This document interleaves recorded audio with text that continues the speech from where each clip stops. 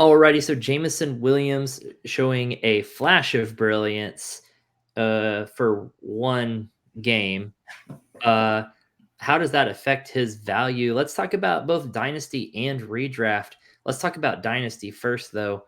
There's a lot of people that get influenced by one big game by a player. Is that going to happen here with Jameson Williams too? I mean, it happened to Gabe Davis 2 years ago, right? He had 4 touchdowns in that playoff game.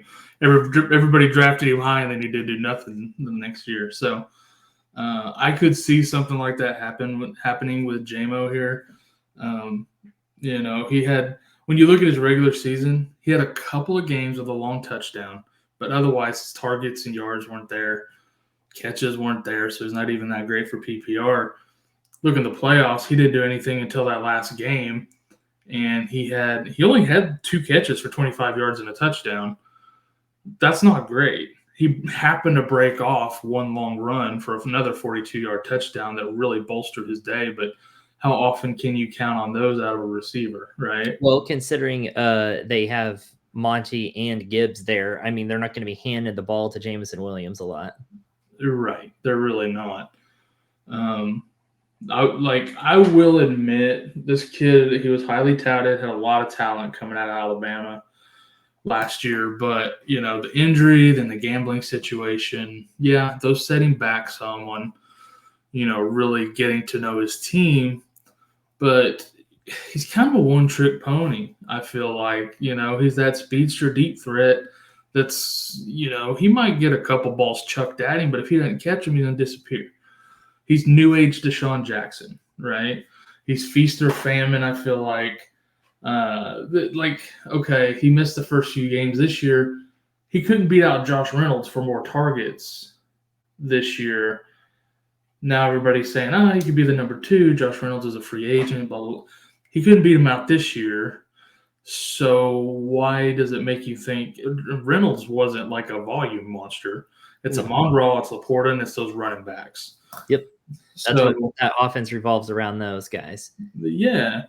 I mean, you mentioned it. He is absolute feast or famine. He is definition of boom or bust. And those are players that I have always avoided.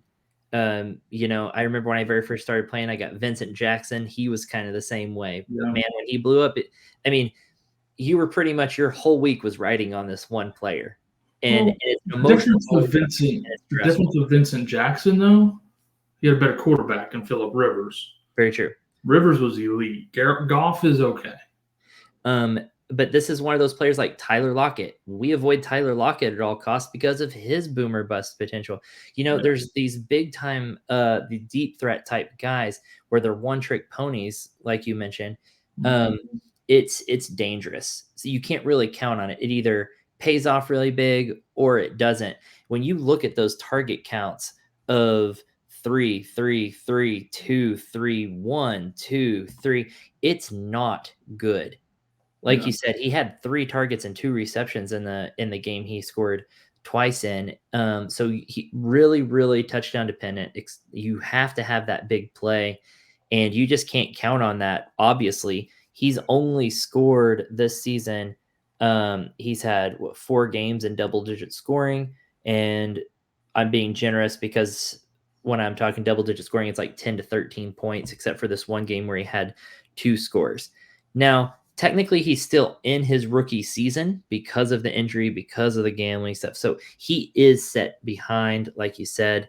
He's a little behind, but I don't see his situation improving at all. So I'm not buying Jameson Williams at all. In Dynasty right now on Fantasy Pros, he's sitting at number 43, I believe. There. I was looking at those ranks too. He's at 43, right between Jahan Dotson and Jacoby Myers, and I think even that's a little bit high. Yeah, I do too. I know some of the guys that we talk to on our shows and stuff are really high on Jameson, and he has a lot of potential, but in that offense, I just don't think he's going to realize it. So for me, like if I'm buying him in Dynasty, it's a really deep league, and I just need a little depth. He's a stash. Maybe after Detroit, he goes somewhere where they can use him more to his ability. But you're waiting because I don't think that'll ever happen. Like Jameson Williams, for me, and those rankings you're talking about, like I would move him down. Like Lockett's at 50. I'd probably move him closer to that. Mm-hmm. That feels more. And when you look at like keep trade cut, they've got him at 39 over Deontay, Ridley, Marquise Brown, Dotson, Demario Douglas, Judy, Michael Wilson, Jacoby Myers, Mims, Sutton. I would take all of them before I take him. I was gonna say I'm seeing guys like Rashid Shaheed, Treylon Burks, Khalil Shakir, and stuff. These guys I'm putting probably over him. So Even in Dynasty, like I like those guys more. Yeah, and it looks like because last year especially he was way overhyped, and so he was ranked higher. It looks like the market is starting to correct on him. He's moving down. I just don't think for me he's moved it down far enough yet to really reflect what I believe his value is. So for me, at his value, especially now coming off a boom game at the end of the season, people are going to have that in their mind all off season. Yep. If you own him, sell him. Yep. His value will never be higher probably than it is right now, at least for the next few years. So try to sell him this offseason. Get a second-round pick or something for him maybe. Go get one of those guys we just mentioned and take a shot on one of them. I think they'll have a much better shot.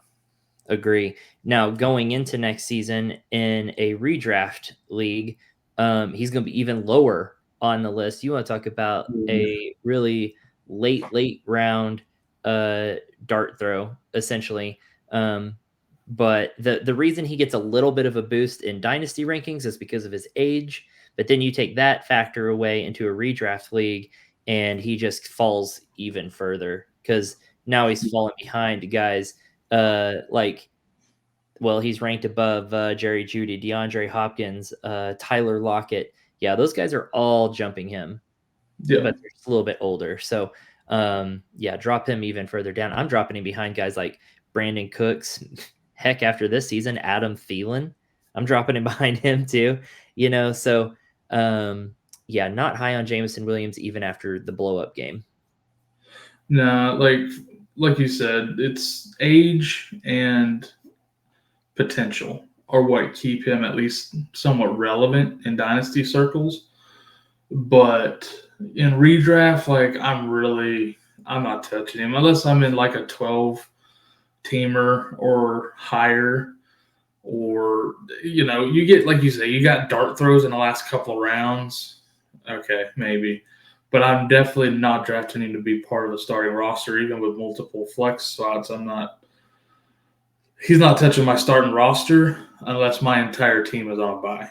He's one of those kind of guys. Monday night, Hail Mary. That's about all he's good for.